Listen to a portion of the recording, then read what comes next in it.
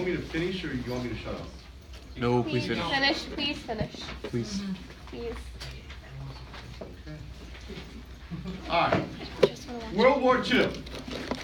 It started. France, Great Britain have declared war on Germany. They've invaded Poland, and then on December 7th, 1941, Japan attacks us. Let's talk about the European side, and then we'll switch to the Pacific. Okay?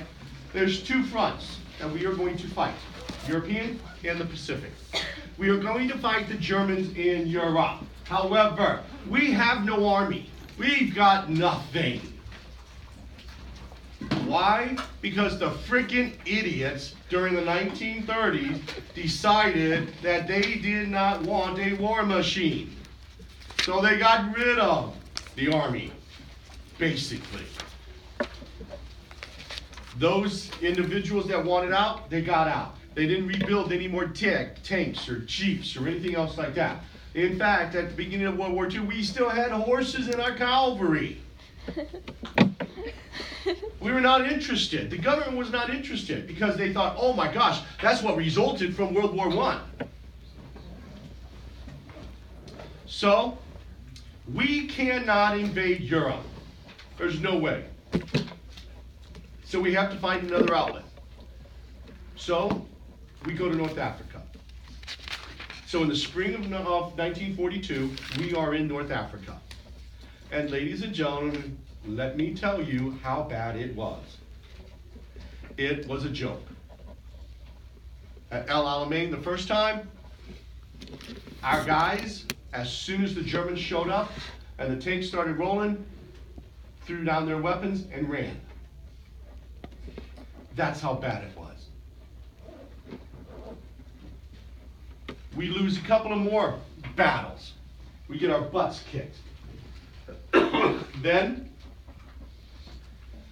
Eisenhower or the generals and Marshall make a very huge calculation. They send a guy by the name of George S. Patton down to Africa to take care of the troops. Now,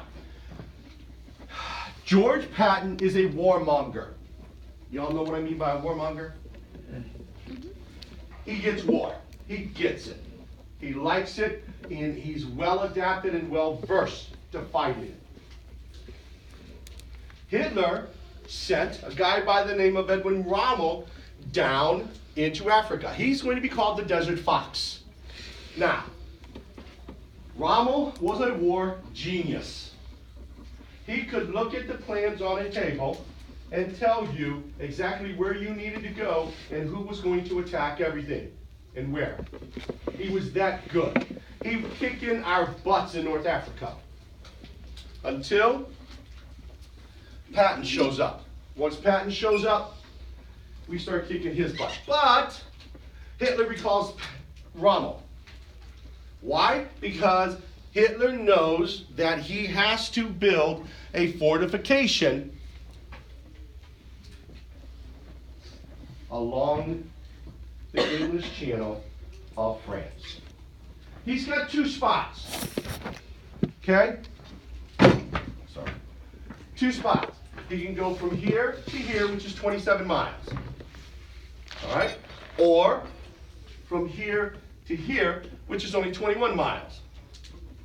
So, common sense would say, where are you going to build your fortifications? 21 miles. I mean, come on, it's common sense. Problem being is, there's not a large beach. Okay? Normandy has the beach. It has a better place for the Allies to land. So he starts building what is going to be called the Atlantic Wall. Now, you guys have seen Saving Private Ryan? Mm-hmm. The beginning? Okay, that's the Atlantic Wall. Okay? I mean, we're talking, what, 8, 10, 12 feet thick of concrete reinforced with rebars. You've got stations for your weapons. It's just phenomenal. Rommel built that. That's how good he was. Pardon? How do you pronounce his name? Rommel. I think it's R-O-M-M-E-L. Now, So when Rommel goes back to Germany and starts the wall, we just kick butt in North Africa. And so by the end of 42, the spring of 43, we're done. Next stop, can we invade Europe? No, Stalin is pressing. You got to. We can't. We don't have the manpower. We don't have the military might yet. We're getting there, but we don't have it. So from North Africa, we jump off into Italy. Now, Benito Mussolini is a joke as a leader, okay? He gets caught in Ethiopia. He wants Ethiopia back, so he goes down and he attacks Ethiopia. They kick his butt. So he calls his friend Adolf and says, yo, dude, can you send me supplies? Yeah, I'll send you some planes. How many do you need? So Mussolini tells his commander of the Air Force, you are to physically touch every plane and count them that we have, okay? And so he does.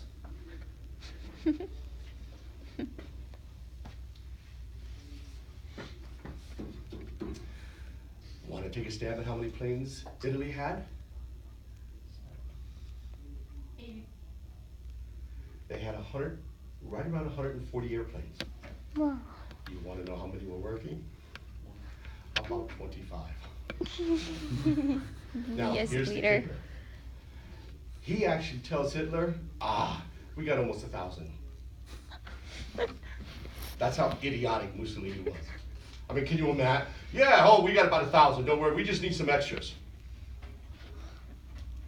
We don't have enough. What are we gonna do? So, yeah. You ever heard of you've heard of the Italian mafia, yes? Yes. The mob? Okay. You ever heard of a guy by the name of Lucky Luciano? Yeah. Okay. Lucky Luciano was one of the head guys here in North America. We actually finally put him on trial and we extradite him back to Italy. And we tell him, don't ever come back. In 1941, we're contacting Lucky Luciano and says, yo, dude, we need your help. We need the Italians on our side. And Lucky's like, I got this. You just allow me to come back to America. You help us out and we'll talk about it. Lucky Luciano actually helps us get into Italy and turn the Italians from liking Hitler to liking us and working with us during World War II. See, not a lot of people know that kind of stuff. To me, that's what makes history interesting. I keep saying that. So, we have to attack Europe. We have to. Stalin's getting pissed. And he keeps saying, look, I'm going to bow out of this and go to the German side if you don't do something. So we finally set a date. D-Day, jump-off day, is June 6, 1944. We hit Normandy beaches, and within 6 hours, all of our men are offshore. All of them. Within 3 weeks, we basically have France. Then there's another big battle. In December of 44, called the Battle of the Bulge. Ever, yes, no, heard of it? Mm-hmm. Okay. We kick butt. Now, right after Christmas, I think it was the 26th or 27th, okay? The German commander outside of Foy and some of the other places that's bombarding the Ardennes forest and us, cease fire and send in a guy with a white flag. And he comes in, they blindfold him, they take him to the center of the Ardennes forest, to the general in charge, and he says, look, we have you completely surrounded. You need to surrender. And the general, I quote, says, nuts. And turns around and walks away. And here's this German lieutenant, nuts, nuts, what do you mean nuts? And everybody around is, for the American side, are just laughing. Word gets out.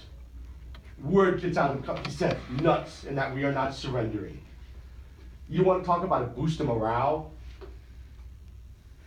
It doesn't take much. We kick the Germans' butt. We finally, the air cover goes out, we get the planes, we get resupplied, and boom, we're out. One word.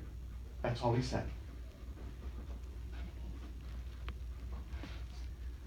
April, Hitler dies. Now you all know how he dies, yes? Mhm. Yeah, put himself in a bunker and then. No, he doesn't kill himself. In a way, yeah. Like there's. There's a bunker. He finally marries Ava Braun. Mhm. The general of the army at the time is in the bunker with him, along with the general's 6 kids and wife. The evening before,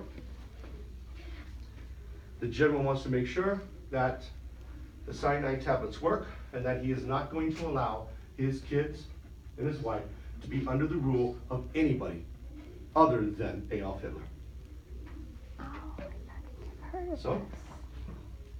this. He takes a cyanide pill, crushes it up, gives him water. They all lay down, and they're dead. His wife is dead. He still has to stay alive. He won't let his children under any ruler besides Hitler. That's how devoted he was. Next morning, Hitler takes the cyanide tablet, gives it to his dog. Dog dies. Okay, these are good tablets. He then gives Ava Braun one, and then he puts the gun to her head and shoots. He is then given a cyanide tablet by the general. He takes it, and as soon as he starts to fade, the general shoots him in the head. Takes them both out into the back, and they douse them with gas, and they burn them. A little while longer, or a little while later, the Russians get there, put out the smoldering body, and they go looking for the medical doctor, and they find him and say, "Is this it?" Yeah, he sees, and he says yes. Now, you don't have to write this stuff down that I'm getting ready to say, okay? Now, medically speaking, if you ever watch any video of Adolf Hitler in 44 and 45, you will see a couple of things. One, his right hand will be covered in a glove. It will be usually in a pocket, and he will shake hands with his left. He was popping so many uppers and downers that his doctor didn't know which way he was coming or going. He was also injecting him with uppers and downers and, yes, I'm going to say this, liquefied feces. To see if that would keep him awake or get him to go to sleep. Now, the morning of June 6th, and this is how bad it is. On the morning of June 6, 1944, when we are starting to invade and we are starting to land at the beaches of Normandy, the general who was at the Atlantic Wall calls the headquarters and says, "You need to get the tanks down here." You see, because at Calais is where Hitler sent all the tanks, because he thought that's where the attack was going to be. Why did he think there was an attack? Because across the inlet, on the British side, a guy by the name of George Patton had his rubberized army. And every morning his army of 1,500 would get up and they would move these rubberized tanks and trucks into different places, so that when the airplanes would come over and they would take snapshots of all of this. Okay? Now, why was one of the best generals of World War II in charge of an inflatable army? Because in Italy, in 43, he goes into a medical tent and he sees this dude sitting, not laying, but sitting, with his hands in his head, kind of down. Patton is pissed. Fatigue? PTSD? So what does Patton do?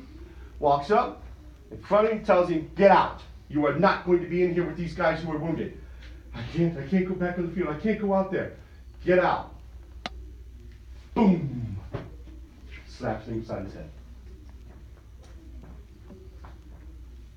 Wow. Any other regular soldier, not a damn thing would have happened. However, the kid's dad was a United States Senator. He contacted Eisenhower and Marshall and said, you will get him out of the field. So Patton has to apologize to the entire medical unit that was there. And they take him out of commission, and that's why he wasn't there for the D-Day invasion. However, because they placed him in the opposite end of Calais on the British side, that's where Hitler thought the attack was going to be from. Okay? So when this general is calling the headquarters, the officer on the other line says, look, I am not going to wake him up. You do not know how hard it was to get him to go to sleep. And I'm not going to wake him up because it is scary, really, really scary to try to wake him up. He's in a induced sleep, so when he gets up, I will have you call. I will have him call you. I will have him do whatever it is that you need to do, but I am not going to wake him up. If you want to wake him up, then you bring your ass back here and you wake him up. That's how we get offshore for D-Day, is because Hitler was asleep.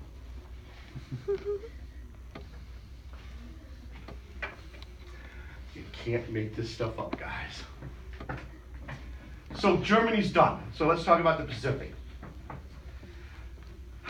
In the spring of 42, again, if you were an American citizen in the spring of 1942 and you heard about North Africa, you'd be like, oh my gosh, we can't do this. Bring our boys home. Then the next day you got the paper that's saying, yeah, the Philippines are now back in the Germans' hands, so is Guadalcanal, so is Bataan, so is all the other islands that Japan had. We can't break them. We're like, oh my gosh, we're losing the war before we ever get started. We do. In the spring of 1942, we were getting our butts handed to us on a silver platter. We didn't have soldiers who were trained. We were training soldiers. Just like we trained the soldiers before we sent them to World War I in Europe, with 2x4s as guns. Because we didn't have it. We didn't have stockpiles now. So we start rolling. Then we have this thing called the Bataan Death March. All right?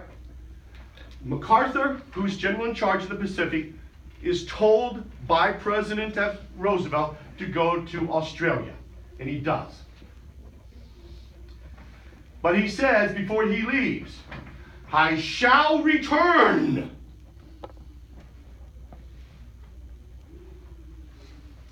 So he leaves.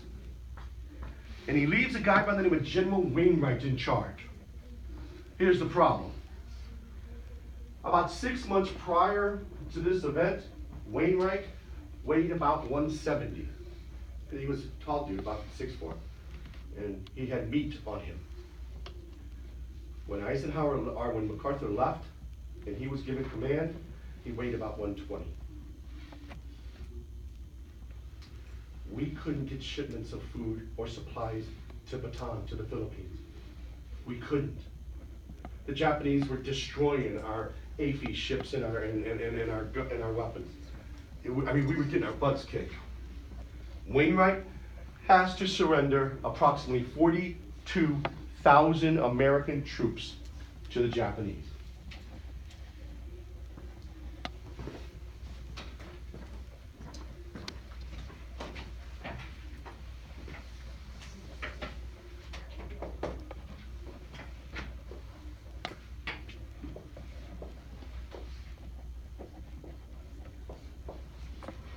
This is where they surrender. It's about 80 miles to where the Japanese are. There's a reason why it's called the Bataan Death March. Approximately 42,000 troops. Look just like Wainwright. No supplies, no food, no fresh water, nothing.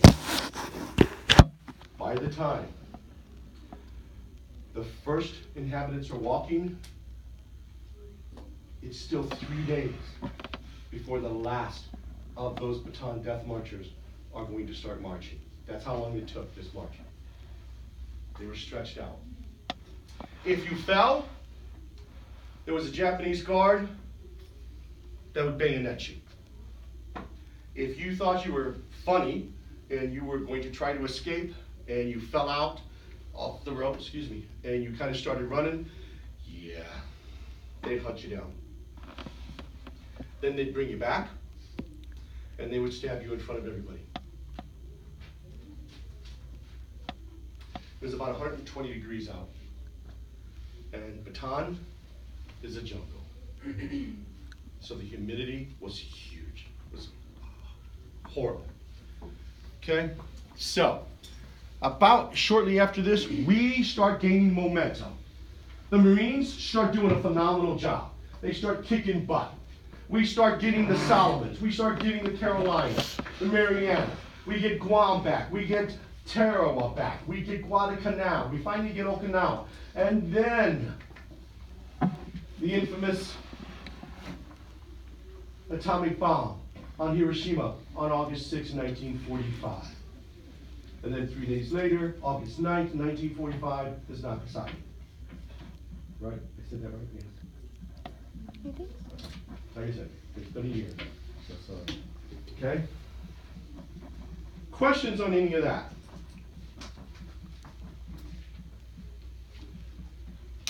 None?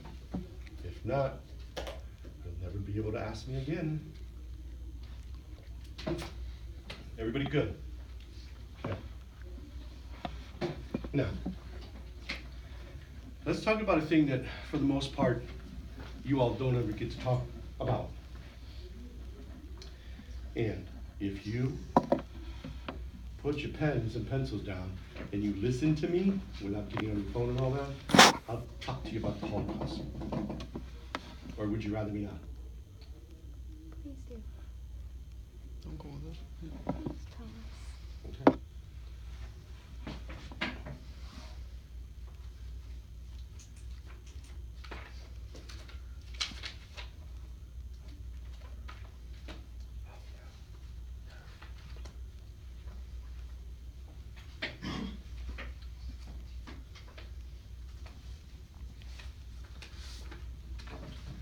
These are two propaganda posters.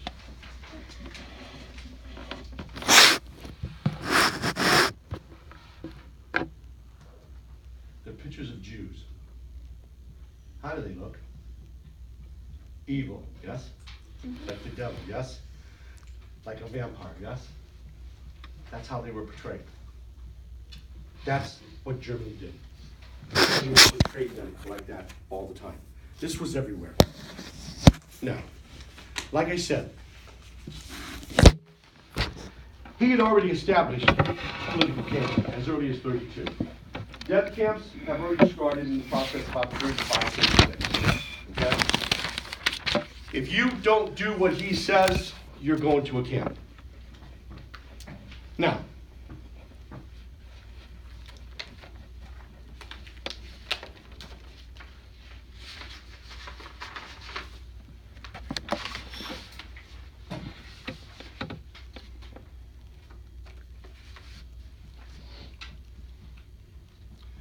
that's what you are on the outside of your belongings, whether it's a vest, whether it's a coat, a shirt, whatever. That had to be on.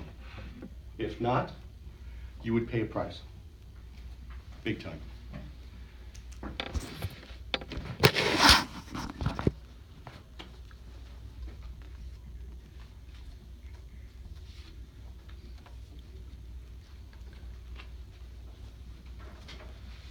All these dots that you see are camps. Good. All of them are camps. Death marches, very, very common. These were the routes of the death camps.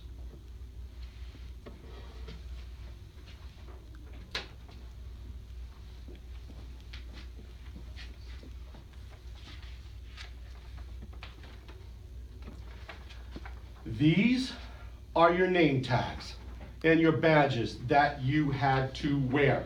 It is not a choice, ladies and gentlemen. If you were caught without a badge, you were going to be killed. Okay? I will pass this around. You can read. Here's political. This one's habitual criminal. This one's immigrant, Bible researcher, homosexual, and antisocial.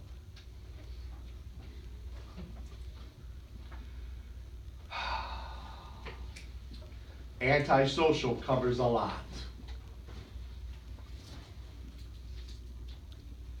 How many of you don't like crowds? Oh, you're dead. Yep. How many, anything that is antisocial at all, guys? Okay? Oh, you did so fast. Now, are you guys taught at all anything about the Holocaust? Not the specifics, no. Just what? Night? Yeah. How many of you have read Night? Okay. For those of you that haven't, it's a quick read. It's only about 112 pages, but it's phenomenal. It is absolutely phenomenal. Okay? Now,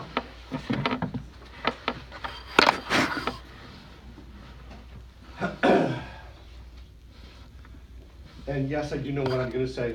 The most horriblest dude of World War II and the Holocaust is a guy by the name of Joseph Mengele. You've heard of him? Yes. No. I'm not going to stand up like I usually do and all that. But when you got on a train, all right? Oh hell, let's do it anyway. All right, everybody, stand up. Let's go.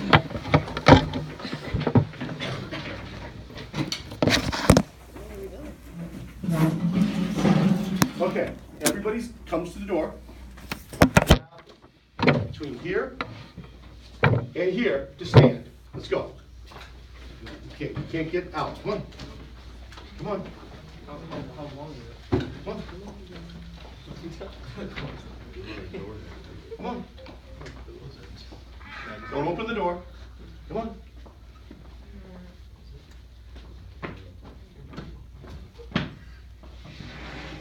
If I fall and break my neck, don't tell my wife I did this. Okay. I'm not supposed to be doing this. I do have a broken back, so. Okay, so think about it. That wide to about, maybe to the bookcase. 150 people are in here, just like you are right now. Okay? Anybody got to go to the bathroom? There's the bucket. You can slide that in. Scoot that in.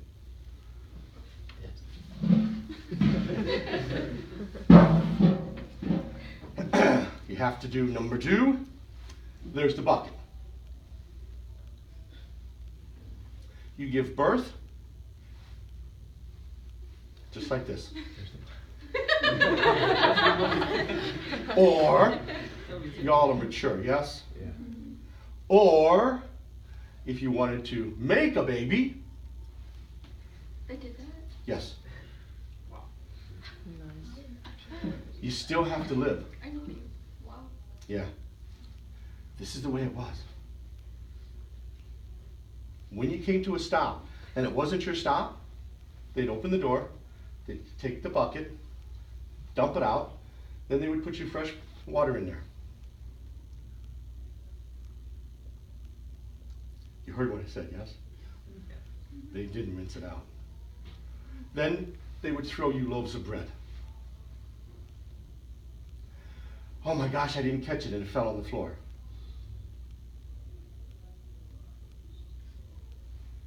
Guess what the floor's got on it? Everything. Because that bucket gets overfilled and it sloshes when the train is rolling down. It's that bad. Okay? Now, when you stop, you're going to get into two lines. Gentlemen, you're gonna line up over there, and ladies, you're gonna line up right here, okay?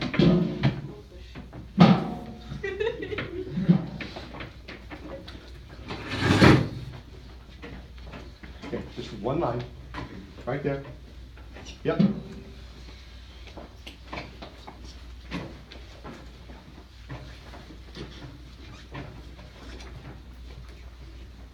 You cold?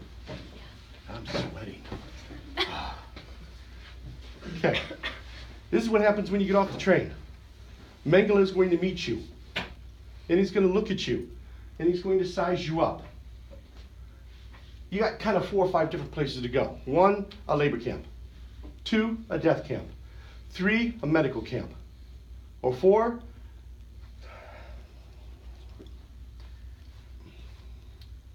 the guardhouse. Because at some camps, there was a guardhouse. So the guards could relieve their stress.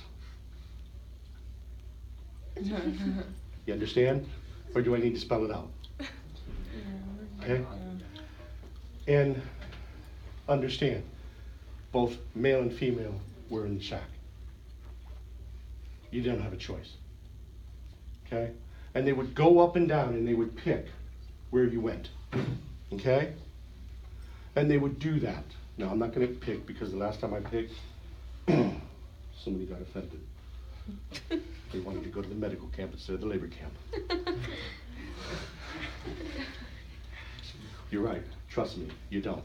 Because you two are going to be my twins. So step over here. Can I pick on you, or would you prefer not? Sure. You are going to be my pregnant one. Okay? Yes. All right. Go ahead and have a seat. I won't go any farther because somebody always gets offended at me, and so I'm sorry. So, my twins. Oh, I love my twins. Yes. See, they're gonna follow me everywhere. And I'm going to give them tidbits. I'm going to give them pieces of food. I'm going to feed them. I'm going to give them drink. I'm going to treat them exactly, kind of, sort of, somewhat the same.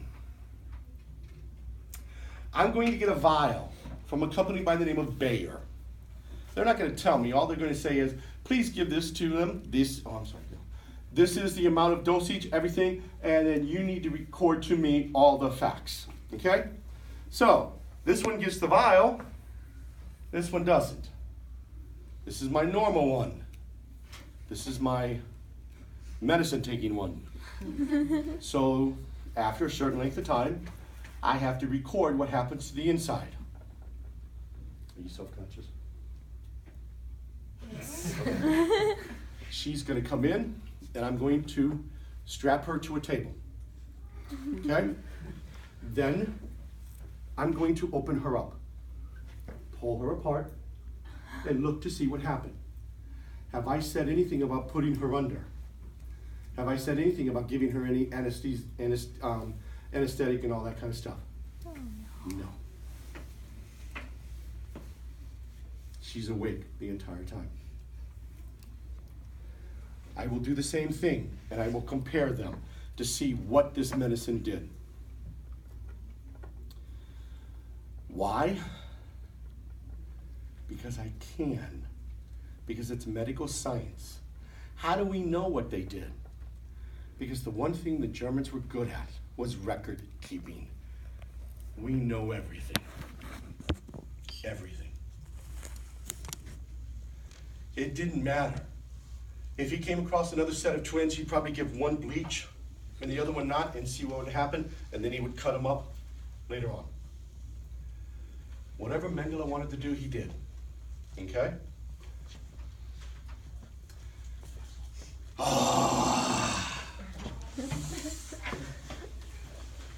It is going to be dependent upon how far along she is. It's going to be dependent as to whether or not I want her.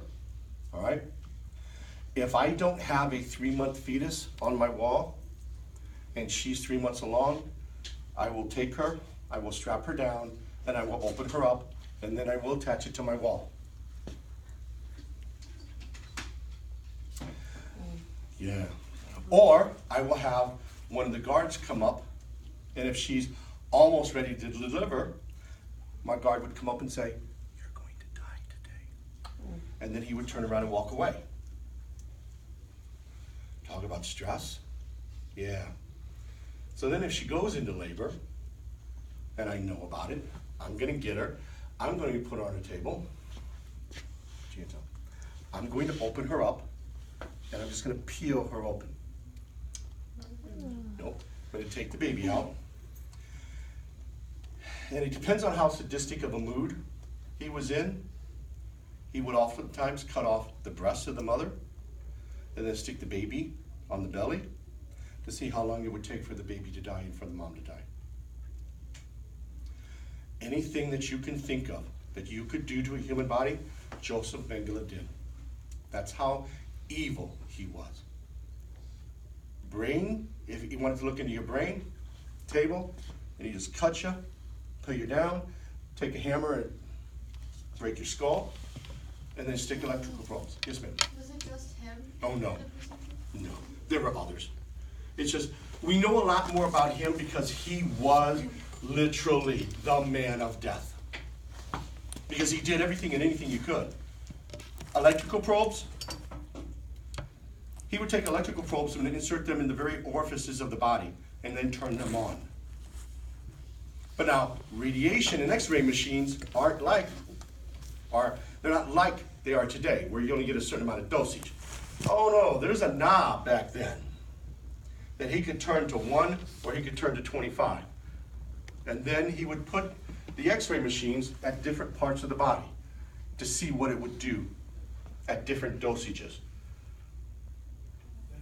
Then he would cut the person up to see what it would be and to see how bad your insides were of charcoal. Or whether or not, if you did it to the brain, whether or not you could point or talk or whatever. That's what he did. And they got away with it. Now, thank you, ma'am. Now, please understand, there were people that did rebel. Yes. You can look at the Warsaw Ghetto. Phenomenal thing. Okay? The people in the Warsaw Ghetto gather together $10,000. They give it to the underground for the Polish resistance and say, "Here's $10,000. We need some weapons. Bring us weapons." So she takes the money, she goes out, she brings me back my weapons. One sword, a couple of rifles, a couple of pistols, and a couple of knives. And that's it. For $10,000. But the cool thing is they led the rebellion and the revolution in the Warsaw Ghetto for 3 freaking months. They would kill a German and they would take their weapons and their bullets. And this is what they did for 3 months until finally they had had enough. And they basically said, what we would say today is nuke them. Yeah, they just firebombed them and used formula of napalm. And it just wiped out Warsaw after that. They were all sent to camps, and we really don't know much about them after that.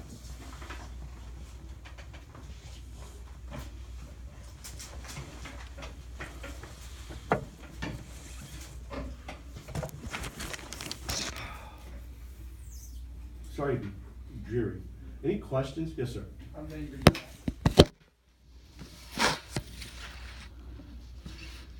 Unfortunately, not by our hands. He escaped to a place of Bolivia or Argentina. And he lived there comfortably for 30 years.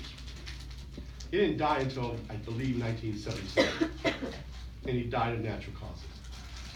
And where he set up in Argentina, they allowed the Nazis to come down and live there. If you go down to Argentina, there are actually places in Argentina where there were German and Nazi compounds, where the Germans would come over, the Nazis would come over and live there.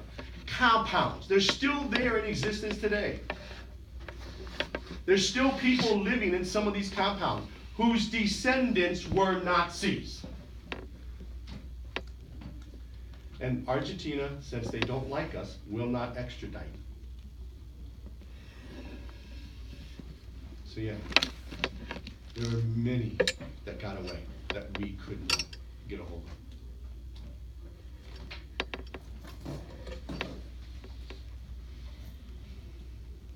Any other questions? Wasn't the Joseph Mendel, wasn't he the one that died in prison? Or am I thinking of someone else? You're probably thinking of either Hess or Himmler or a couple of the other ones. Yeah, they'll die in prison. Okay. They'll be put in front of what's called the Nuremberg trials. The Nuremberg trials were a joke too, but hey, we gave some semblance of, unfortunately we didn't do that to the Japanese because of what the Japanese did, but I'm kind of a little biased about that. I believe that they should have also be held accountable for their war crimes, but we didn't. Any other questions? Anything that I may not have covered for this part that you have an answer or a question for?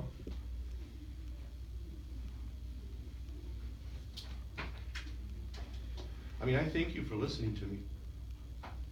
Sorry I'm boring. No, I really am, trust me. I'm boring. I hope that you at least listen and then you at least learn something. If you didn't, I apologize. I tried. I wish you all the best, because you will not see me again. So, good luck. Take the AP test. You have those have you guys got any flashcards? No. The flashcards are good. They will help you. Okay? But they'll give you the general stuff and they'll give you all that information. The AP exam is going to be a little bit more specific. So it may not look like you know the answer when in fact you really do. Does that make sense? Mm-hmm. And that's what they will do to you. Okay?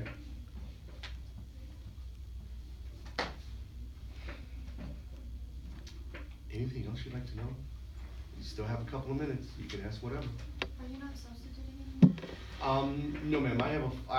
I'm hoping to start on Tuesday for a full-time sub gig down at for a teacher who's going out on maternity leave down at Antonio Middle School, and I'm going to be teaching, believe it or not, 6th grade English. Oh. Yeah. Some of those kids don't even come up to my kneecaps. They're short, and it's like, okay. Last time I was there, I had to watch what I said. I said damn one time, and they were like, oh, Easton, you're gonna get into trouble. So I'm like, okay. So I've got me a couple of Post-it notes that says, don't say cuss words. And I'm putting it on that desk so I can see it every day, so to remind me, don't. And I have to really watch out because, I mean, like, I couldn't do that to the 6th graders. They would go bonkers. And then line them up and say, oh, I'm going to pick you and tell you. Yeah, I couldn't do that. So I have to be very, very careful. And so I had to pick a couple of things where, okay, I have to calm down. They're not mature. They can't handle it. And so it's going to be very, very interesting, especially for me, because I have a tendency to be, I like the real history, so I kind of have a tendency to, say it, and so.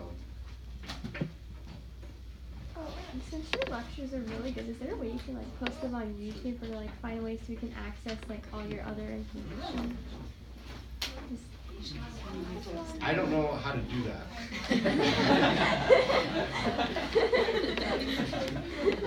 And could you imagine somebody with a camera trying to follow me, listening to me? Yeah, it would never happen. I can't sit still. My ADD kicks in, and I'm it is bad. And then some days are even worse than others. So. All right, well, I thank you for listening to me. I wish you all the best. Good luck. Thank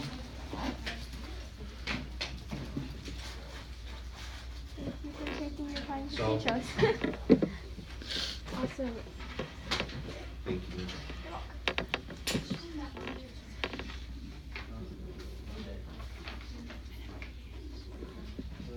oh yeah, how's that? I've actually had teachers, if they could have this stuff.